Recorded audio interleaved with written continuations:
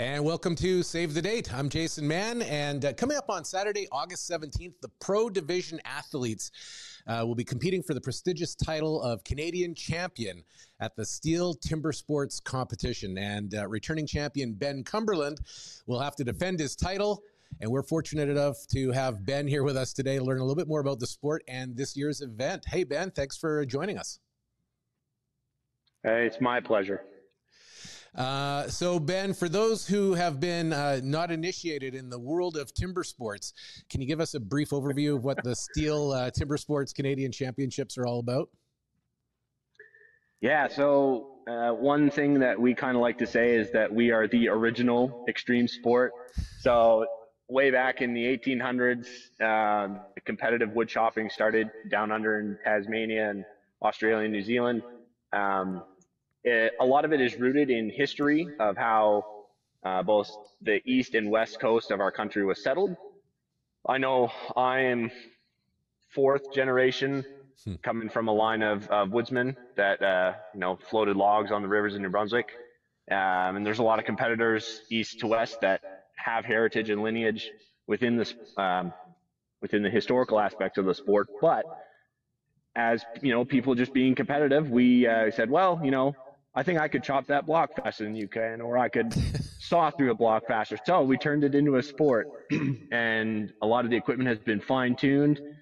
People thought that it would be a good idea to throw a bar and chain on a 325 Rotax, so like a snowmobile engine, and make 3 cuts with that. So it's a very adrenaline-packed.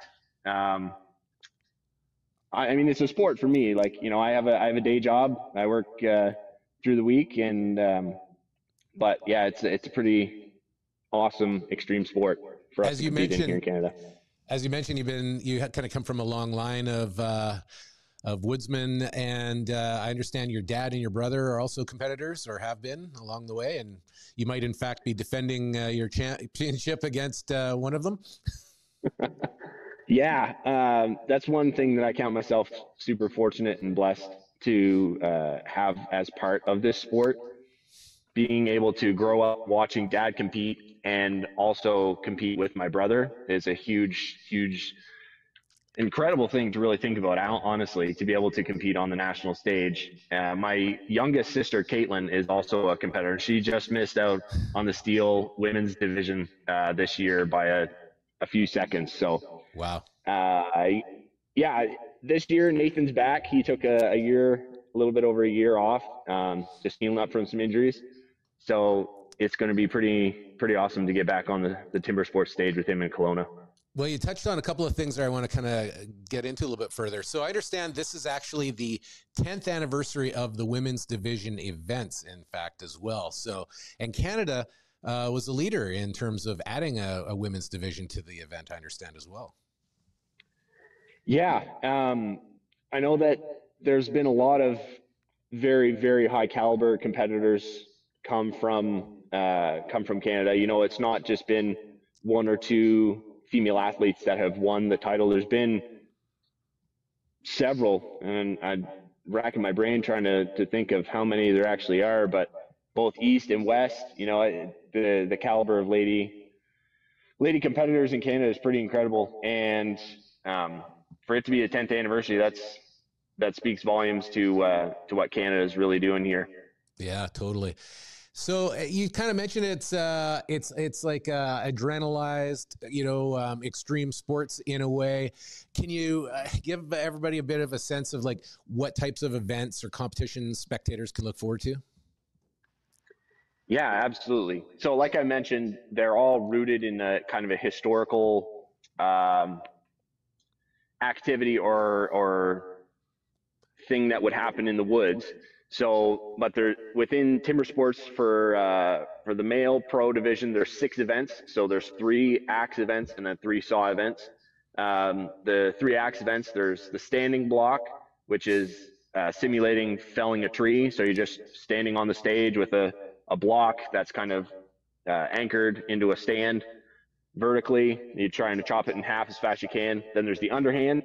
And the underhand is where you simulate bucking a tree into length. So once you fell the tree, you get up on top of the tree and chunk it up into length. So you're standing, swinging an axe between your feet. That another part of the adrenaline thing is that people don't realize that these axes are sharp enough to shave with. So they watch us up there chopping and competing, and they go, "Oh my goodness, I can't believe you're up there in sneakers and tennis shoes." And said, "Well, we actually have chainmail underneath our shoes, so it'll keep you from slapping your foot off, but it won't protect a broken bone." The third axe event is the springboard. So basically, you just use your axe and notch a pocket into a 9-foot pole that's anchored onto the stage. Then you put a board into that, you hop up on the board, do the same thing again, and then hop up on that board, and then you chop a block up at the top. And that simulates when the really large trees had a lot of root flare. The woodsmen and loggers of old would put in notches, and then they would actually kind of build like a scaffolding on the boards to allow them to get up and actually get to somewhat manageable size in the tree. There's something called the hot saw event that I'm getting to the sawing events. Yeah, that's the loudest, most exciting part of timber sports is the hot saw. So that's usually at the end of the day. We do a tiered format, so 3 events at the first, underhand, standing, and the stock saw. So stock saw is basically just who's the best chainsaw operator. They take Stihl 661 right off the shelf, brand new bar chain. They put the same fuel. They tack them to the same RPMs, and then it's just it's coin toss who's going to run which saw, and then it's just 3, 2, 1, go, and it comes down to making 2 cuts as quickly and as accurately as you possibly can. And then there's the single buck and springboard in the second round. And the single buck is a long 1-man crosscut saw. And that was what they would have used in the woods after the axes to buck the logs into length once the trees hit the ground. And then in the third round, it's hot saw, triple points, loudest event, fills the arena with smoke. And it's just, I mean, I don't really know who thought it was a good idea. Like there are guys down in the States that are running 400cc hot saws. I mean, the saw that my brother and I have is a 325 road tack. So like that's half of a 700 650 snowmobile engine. So I mean, it's basically like a Frankenstein chainsaw. And then some people have a pretty good formula for how they build a hot saw. But for a while, people were just trying to figure out, like, how's this going to hold together the best? Like, because it's just so much vibration, right? And essentially, the rules in hot saws, it has to be a pull start, it has to be a single-cylinder fuel engine. Aside from that, anything goes. So it's an engineering competition in a way, too, then. You mentioned that your sister just barely missed out on jumping in on the event this year. I was curious, how do the competitors get qualified for this? And this event coming up is a national event, I understand as well, right? So what are all the things that lead up to being allowed to kind of perform here? And then where do winners in this event go to next? Generally speaking, there's qualifications. As it's so weird to say it, but as the returning champion, I opted to take the bye this year. I was really, really blessed last year. A lot of stuff that I never would have expected or thought could happened last year. And so I got the bye, but there's East and West Coast qualifiers. So they would have taken the top 11 in each division, because I believe Stephanie No, the defending women's champion, also opted for the bye. So they took the top 11 female competitors as well. And all that is just they hold an event on the East, an event on the West. They do 4 of the 6 events. 4 of the 6 events to qualify, and then it's just kind of a time and points accumulation. Because in theory, you want to have the fastest time possible, which will allow you to place higher in the rankings, which then gives you more points. Because the first place is allotted the most, and then last place is allotted the least. Right.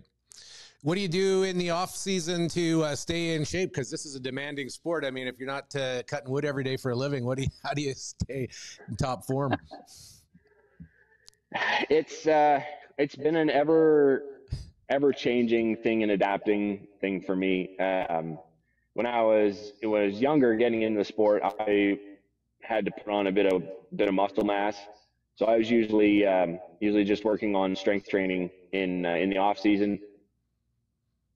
Where it's a sport for me, there comes a point towards the end of the year where I'm reaching a point of just kind of burnout, especially trying to compete at the high level that I'm blessed to compete at. And honestly, I don't really know how the guys that do it for a full-time job do it, because it's just go, go, go. There's a lot of travel involved, a lot of training. So for me, I'll just take a month, two off. Maybe stay in the gym a little bit, but usually it tends to be a fair amount of just kind of core and just general raw strength building initially, and then kind of fine tuning it more into sort of a CrossFit, sort of functional fitness, functional strength view. And then once it gets closer to competition season, do a lot more event training, a little bit more maintenance as far as strength goes. I've really been working on my flexibility and mobility this year. It's one thing that's kind of always been hindered a little bit for me, because I kind of have had a few injuries in my past. So yeah, and then it's just through the season, it's just kind of some event training and trying to stay tuned up for the competition. All right. Looks like we have a little bit of chop in our feed here. Hopefully that'll resolve in a second, but if you can still stay with me. Just wondering if you have a sense of what families might expect just in terms of entertainment and activities other than the main competitions. Is it a family kind of event where people can come and bring their families to and then sort of spend the day, or what's the vibe? Yeah, we've always been pretty proud of the fact that Timbersports is very family oriented, and the fact that there's usually something for all of the family to enjoy. I'm not quite sure. This is the first year we've been in Kelowna, so I'm not quite sure what I'm going to do. I know Prospera place is pretty close to downtown Kelowna, so I'm going to go out on a limb and say that there's going to be plenty of Kelowna for people to enjoy on top of the Timbersports event. It'll be most of the afternoon/evening. Usually takes about between 2.5 to 4 hours to get it go from start to finish, but it's kind of like a rock show. There's lights, there's loud music, there's action on stage, so it's a pretty fun event. Awesome. All right. Well, that is coming up in less than 2 weeks. And as you mentioned, it's at Prospera Place here in downtown Kelowna. And Stihl is the sponsor of the event, as they've been for many, many years. Anything else that you might want to add to let us know about? Oh, man. Well, I mean, you asked a little bit earlier about, what happens after this. And the winners of each division will go on to represent our nation, the Stihl Timbersports World Championships. For the women, I know that last year's champions are going to Germany sometime end of this month. But then I'm not sure what the Women's Cup looks like for next year, whoever wins the women's competition this year, what they're going to next year. But the men's competition winner will go to the individual world championship in Toulouse, France, end of October, early November, I believe. And then we'll also select a team of between 4 to 6 individuals to compete at the team world championship in Toulouse as well. So that's kind of where this all ends. And like I said, I've been really, really blessed. God's been good to me at this sport, and I'm very thankful to be where I'm at. And Lord willing, I'll be able to represent Canada again. That'd be an honor. Awesome. Well, it is definitely exciting, and can't wait for the event to be here. It's August the 17th and 18th. Tickets are on sale right now at selectyourtickets.com. If you're looking for something interesting, unique, something for the whole family, something that's going to be exciting, this sounds like it's right up that alley. Oh, yeah, you better believe it. Awesome, Ben. Thanks for joining us, and we'll look forward to seeing you on stage here. Right on. Sounds good. Looking forward to it. Have a great day, and thanks for watching Kelowna Thanks, Now. man. You too.